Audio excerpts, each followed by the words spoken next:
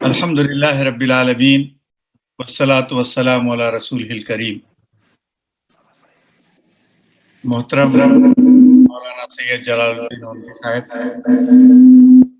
محترم امیر جماعت اسلامی ہند جناب سید سعد اللہ حسینی صاحب، رفقائے کرام، بہنوں اور بھائی، میں ادارہ تحقیق و تصنیف اور اس کے ذمہ دار جناب ڈاکٹر اشہد جمال ہوں کہ آپ نے آج مجھے اس بزم میں شرکت کی دعوت دی۔ رفعت صاحب سے میرا تعلق تقریباً 50 برس پر محیط ہے، اور جو وقت ان کے ساتھ گزرا ان میں بہت ساری خوشگوار یادیں ہیں، جن میں سے کچھ آج آپ حضرات کے ساتھ شیئر کر رہا ہوں۔ ان میں سے بیشتر اپنی یادداشت پر مبنی ہیں، اس لیے اس کی مکمل صحت کی ضمانت دیے بغیر آگے بڑھتا ہوں۔ یہ غالباً 1971 کے موسم گرما کی بات ہے، جب پہلی بار رفعت صاحب سے ملاقات ہوئی۔ میرے فزکس کے استاد ڈاکٹر مرزا سعید الظفر چغتائی صاحب رفعت صاحب کے مکان کی بالائی منزل پر کرایہ دار تھے، اور اکثر میرا ان کے وہاں جانا ہوتا تھا۔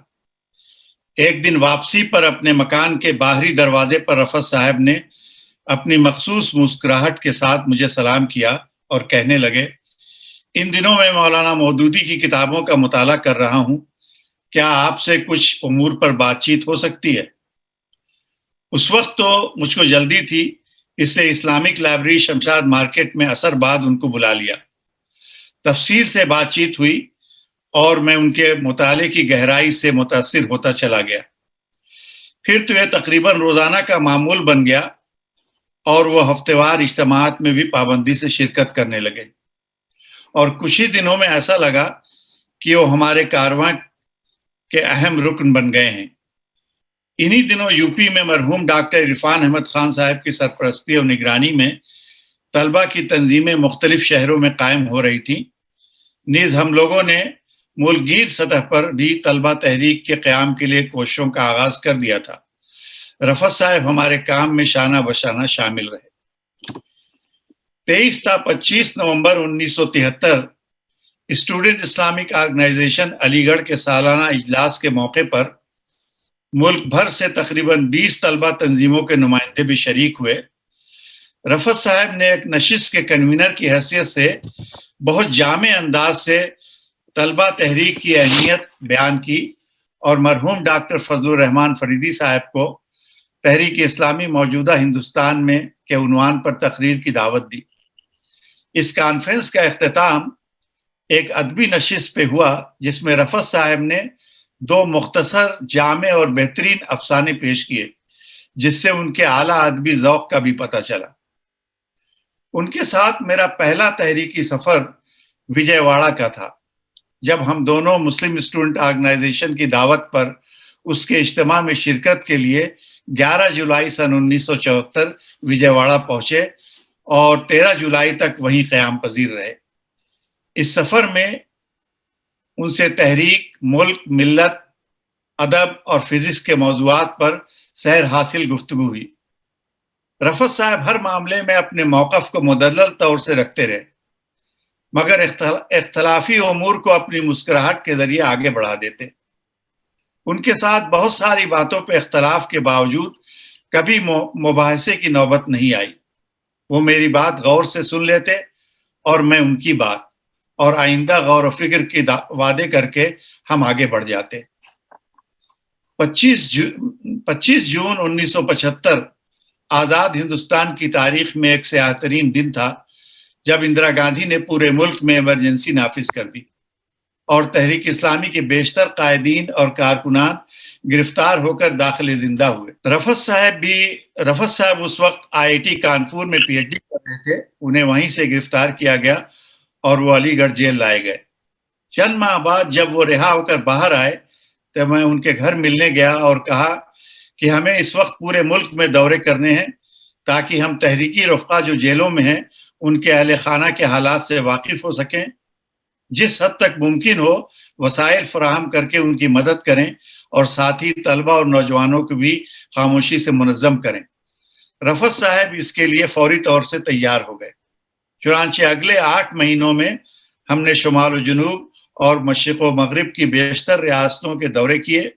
ان دوروں میں اکثر رفعت صاحب ہمارے ساتھ ہوتے۔ دیگر احباب میں ذکی کرمانی صاحب، ممتاز علی صاحب، رحمت اللہ صاحب اور امان اللہ خان صاحب بھی دوروں میں ساتھ رہے۔ ان دوروں کا خاطر خواہ فائدہ ہوا اور یہی وقت تھا جب ہندوستان میں ملک گیر سطح پر کام کرنے کی بنیاد پڑی اور دیگر تحریکی طلبہ تنظیموں سے مؤثر روابط قائم ہوئے۔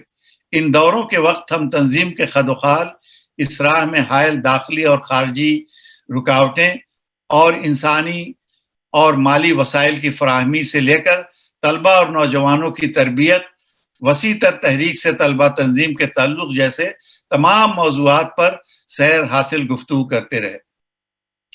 رفعت صاحب نے نئی آل انڈیا تنظیم کی دستور سازی میں بھی اہم کردار ادا کیا۔ ان کے علاوہ پی کویا اور ذکی کرمانی صاحبان اس کمیٹی کے ممبران تھے اور 25 اپریل 1977 کی میٹنگ میں جب طلبہ تحریک کا قیام عمل میں آیا تو اس دستور کو منظوری دے دی گئی۔ طلبہ تحریک کے قیام کے فوراً بعد پوکھرا نیپال میں 13 تا 20 جون 1977 ایک تاریخی تربیتی اجتماع منعقد ہوا جس میں 50-60 طلبہ اور تحریک اسلامی ہند کے تقریباً 20 مرکزی اور صوبائی قائدین بھی شریک ہوئے۔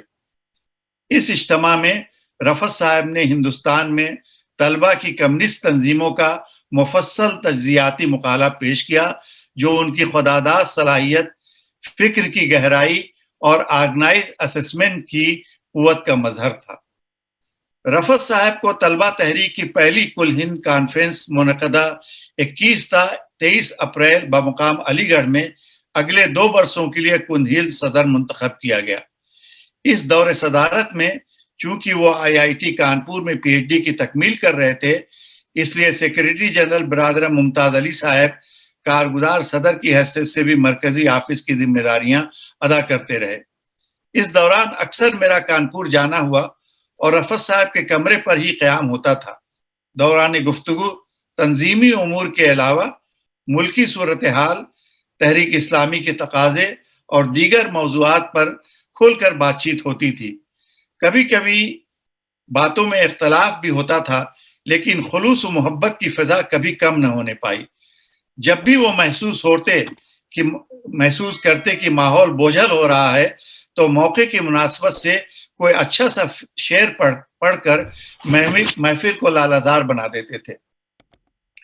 1978 میں طلبہ تحریک کے متعدد زونل کیمپ منعقد ہوئے جن میں بیشتر میں صدر تنظیم رفعت صاحب اور سیکریٹری جنرل ممتاز علی صاحب کے علاوہ میری بھی شرکت ہوئی۔ ان تربیت گاہوں کا انعقاد جون تا دسمبر 1978 کے دوران لکھنؤ، ناگپور، شانتا پورم اسلاما کالج ملاپورم، کنیا کماری تمل ناڈو، وجے واڑہ، کلکتہ، ادے پور اور جے پور میں ہوا۔ ان اجتماعات اور سفر کے دوران تحریک نیز ملک و ملت کے مسائل پر بے تکلف گفتگو ہوئی۔ رفعت صاحب جہاں ایک طرف اپنے موقف کو بھرپور دلائل کے ساتھ پیش کرتے، وہیں دوسروں کے خیالات کو بھی غور سے سنتے اور پھر یہ بھی دیکھتے کہ مقصد کے حصول کے لیے کون سی بات زیادہ مفید ہے اور پھر ہم سب کا اس پر اتفاق ہو جاتا۔ طلبہ تحریک کی دوسری سالانہ کانفرنس 19 تا 21 اکتوبر 1979 ناگپور پہ منعقد ہوئی جس میں ملک کے طول و عرض سے 8 تا 10 ہزار طلبہ اور طالبات کی شرکت ہوئی۔ اس کانفرنس کی نظامت کی ذمہ داری میرے کندھوں پہ رکھی گئی اور برادر ممتاز علی صاحب معاون ناظم اجتماع مقرر ہوئے۔ یہ کانفرنس طلبہ تحریک کی تاریخ میں ایک سنگ میل کی حیثیت رکھتی ہے۔ اس میں نہ صرف یہ کہ تحریک اسلامی کے بیشتر قائدین شریک ہوئے بلکہ دیگر ملی اور دینی تنظیموں کے اہم افراد نے بھی شرکت کی۔ اس اہم کانفرنس کے پروگرام اور پالیسیاں مرتب کرنے میں رفعت صاحب نے قائدانہ کردار ادا کیا۔ 16 تا 25 جون 1980 بھوپال میں طلبہ تحریک کا دوسرا کل ہند تربیتی اجلاس منعقد ہوا۔ اس میں بھی تحریک اسلامی کے بیشتر مرکزی قائدین، مدھیہ پردیش تحریک کے سرکردہ ذمہ داران اور تقریباً 90 طلبہ شریک ہوئے۔ اس اجتماع میں بھی رفعت صاحب کے ساتھ گزارے ہوئے قیمتی لمحات میری یادوں کے سرمایہ کا اہم حصہ ہیں۔ 11-12 نومبر 1980 علی گڑھ میں منعقدہ سیمینار بعنوان اسلام اور سائنسداں میں بھی رفعت صاحب نے ایک گراں قدر مقالہ جدید سائنس کا ارتقائی سفر پیش کیا۔ رفعت صاحب کے ساتھ میرا آخری طویل سفر کیرالہ کا تھا، جہاں 1981 میں الوائی میں ایک 10 روزہ کیمپ منعقد ہوا۔ دوران سفر میں نے رفعت صاحب کو بتایا کہ شاید اس سال کے اواخر تک میں امریکہ چلا جاؤں۔ میں چاہتا ہوں کہ فزکس سے صحافت کی طرف ہجرت کروں۔ رفعت صاحب میرے فیصلے کے دوسرے حصے سے تو متفق تھے، لیکن وہ اصرار کرتے رہے کہ مجھے ہندوستان میں ہی رہنا چاہیے۔ آخری جلسہ جو میں نے رفعت صاحب کے ساتھ جس میں میری شرکت ہوئی وہ اکتوبر 1981 میں یو پی زون کی دوسری زونل کانفرنس تھی، جو لکھنؤ کے بیگم حضرت محل پارک میں منعقد ہوئی۔ اس کانفرنس میں رفعت صاحب نے عقیدہ توحید اور انسانی آزادی کے عنوان پر ایک پرمغز اور مدلل تقریر کی۔ طلبہ تحریک کے قیام کے 1 سال ہونے پر بحیثیت صدر رفعت صاحب نے ایک بہت ہی مؤثر پیغام طلبہ اور نوجوانوں، بالخصوص وہ جو تحریک سے وابستہ تھے، ان کے لیے لکھا، جو سحر دعوت دلی کی 10 مئی 1978 کی اشاعت میں محفوظ ہے۔ وہ پیغام آج بھی اتنا ہی مؤثر ہے اور ریلیونٹ ہے جتنا آج سے 43 سال پہلے تھا۔ اس کے کچھ مختصر اقتباسات پیش کر کے رخصت چاہوں گا۔ کوٹ: آج کا دور علم کا دور ہے۔ آپ کو اسلام کو علمی سطح پر انسانوں کے سامنے پیش کرنا ہے۔ صرف فیلڈ ورک ہی کافی نہیں ہے۔ اپنی صلاحیتیں ضائع نہ کیجیے، بلکہ ان کو پہچانیے۔ اگر آپ کسی زبان کے ماہر بن سکتے ہیں تو اس زبان کو سیکھنے کے بھرپور کوشش کیجیے۔ آپ تقریر کے ذریعے اسلام کی دعوت پیش کر سکتے ہوں تو اس صلاحیت کو پروان چڑھائیے۔ اگر آپ کے اندر ادبی صلاحیت ہے تو اس کو نکھارنے کی کوشش کیجیے۔ اگر آپ سائنس اور سوشل سائنس کے کسی شعبے کے ماہر بن سکتے ہوں تو اس کا مطالعہ زیادہ سے زیادہ وسیع کیجیے اور ایک مسلمان کی نظر سے اپنی معلومات مرتب کریے۔ اسلامی تحریک کو ان سب صلاحیتوں کی ضرورت ہے۔ اگر صلاحیتیں پروان نہیں چڑھیں اور ماہرین تیار نہیں ہوئے تو آپ دنیا کی رہنمائی نہیں کر سکتے۔ پھر لازماً رہنمائی کے میدان پر باطل ہی قبضہ جمائے گا۔ یہ وقت غفلت سے جاگنے کا وقت ہے۔ دنیا بظاہر ایک اہم موڑ پر ہے۔ دنیا کا یہ موڑ اسلامی تحریک کی منزل بھی ہو سکتا ہے، بشرطے کہ آپ وقت کے چیلنج کا جواب دے سکیں۔ یہاں پہ رفعت صاحب کی تحریر ختم ہو گئی۔ بزرگان عالی مقام اور عزیزان محترم، آج ہندوستان کے مسلمان، تحریک اسلامی اور تمام باشندگان ملک ایک انتہائی سنگین اور خطرناک صورتحال کا شکار ہیں۔ اس ملک میں خاص طور سے مسلمانوں کے وجود اور بقا کو سنگین خطرات لاحق ہیں۔